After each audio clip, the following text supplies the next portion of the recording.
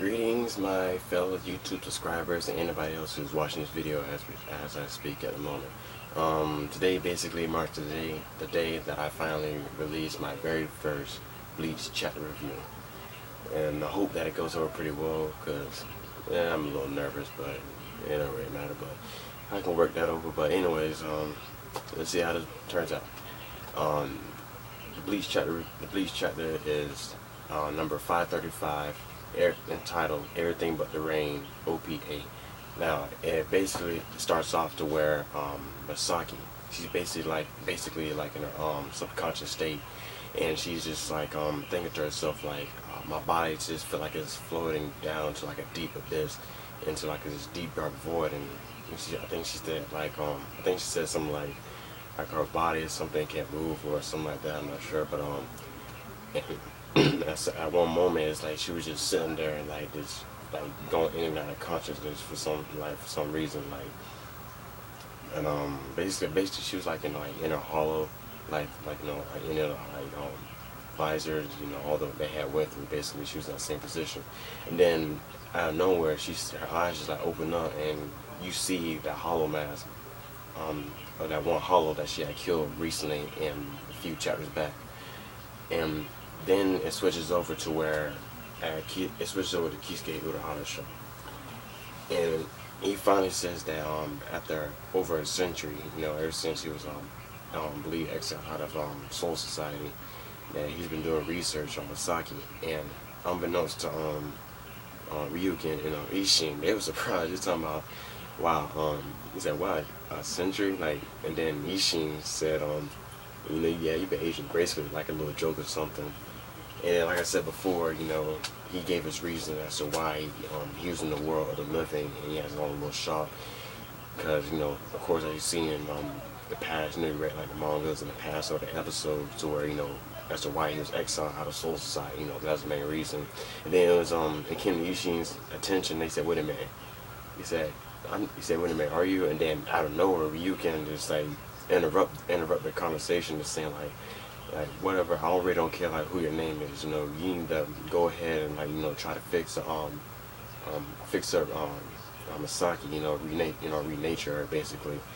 And then Kisuke retorted saying like, what he said. He said, I never said that I couldn't successfully, do this procedure quickly, as he had thought, as Ryuken had thought. There's a lot more steps to it, because since Kisuke is a smart guy, he can't just like have like simple answers already, how to like fix everything. It takes time. So basically that's what he was trying to explain to Ryuken. He said basically to sugarcoat it, if I do try to like bring her back, like if I try to fix her up, she's not going to be the same as she was before. And so basically, he had to sugarcoat all that so he can explain to Ryuken a lot more properly. Let's see what else happened. Then he started going into details about the whole holification process, and like how it basically works, and what was the whole reason behind the whole holification process.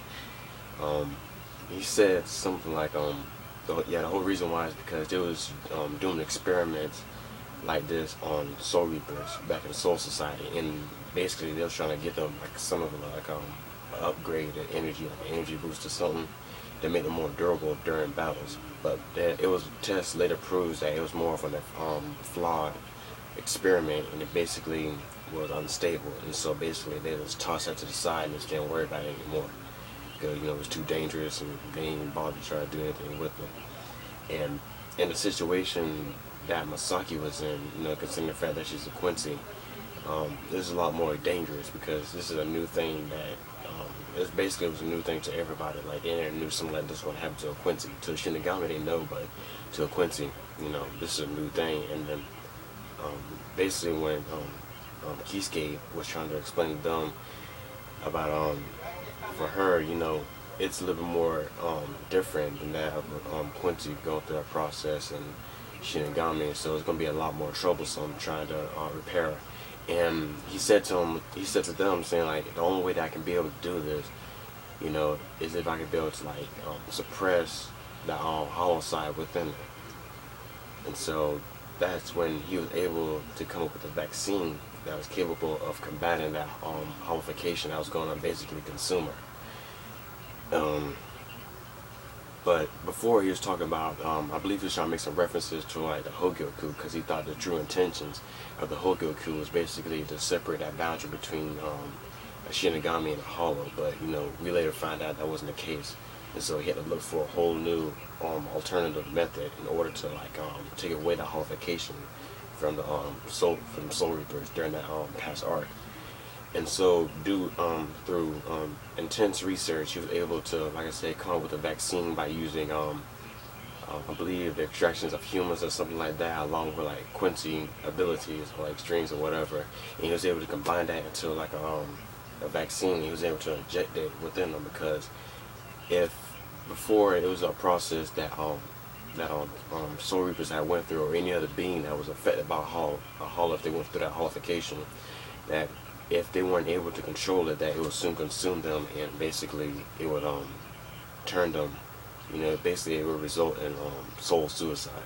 So, you know, Kisuke had to give some thought, you know, did research, you know, like I said before, the vaccine, he injected into them. It wasn't basically meant to cure them completely of the whole holification process. It was to basically suppress it from ever consuming them and killing them, preventing soul suicide. And the mortality rate of it happening as soon as he injected it was at 0%. So he knew it was okay for the time being. It's that he needed to train them on how to control it, because you know, basically at that point he didn't know how to actually cure it and extract it from their very well-being. Anyways, going on about that, you know, like I said, Kisuke gave you more information about it. Ryukin keep asking him more questions, saying like, you saying like her powers were unstable or something like that. He said, well, yeah, but I think he said something like, yeah, even though you may say it's unstable, but you know, since it's very different from that. But like I said, like if a Shinigami and a Quincy is different, and so it requires more thought. And then that's when he was able to come up with a new invention, basically, that was capable of extracting the power from a special being. In this case, he was. Let me go back some. At one point, he told both of them, like, there's only one person who's capable of helping out Masaki at this point. And Ryugen, I think at one point he thought it was going to be him, but he figured out, he said, no, I can't, because Kisuke Free said, there's only one person I know who could be able to do this. He said, it's you, Ishin. He said, And Ishin had like a little, I think, an expression on his face, like, okay. And then Ryugen, I know he was probably had that anger burn up inside of him a little bit, because, you know, the whole process of him wanting to get with Masaki and, you know, all that hoopla and whatever. And so he probably felt a little anger towards that, because he didn't know that Ishin was going to, you know, accept it. Because, you know, the whole relationship between him and Masaki is like, you know, yeah, you know, thanks, helping me out and stuff like that. But, yeah, about this invention that Kisuke created, it was like a soul, I'm not sure what it's called, like a soul shell or something like that, and the whole thing came from like humans, like human souls or something, so he was able to construct that. And he said like once a being of very high, you know, power, like spiritual pressure or whatever, was able to enter this case, it would basically extract all the power. But in this case, you know, Ishin, he told him, like, you know, if you go through this, you know, there's a possible chance that you can lose your Soul Reaper powers. And, you know, he explained it to him and all this. And at some point, Ishin got lost. He said, yeah, I'm getting lost. You know, he kept explaining to me further. And then at one point where Kisuke kept going on about the machine, that little thing he created, he was like, out of nowhere, Ishin just like interrupted and said, okay, I got this. They had those expressions on the face, like little cartoon expressions, like, huh? Like, really? He just like have no remorse, like, you know, no second thoughts about this whatsoever. He said, you know what? He said, I know the whole negative effects behind this. You know, I mean, this is a girl basically who helped save me at one point while I was down on the ground, and you know, I did the same thing in return. And so basically, if I can't be able to go through this process, then I can't be able to look at myself in the mirror. And then Kisuke said, you know, Kisuke just looked down and said, all right, you know, at least you can like try to go through this and, you know, keep true to your word and whatnot.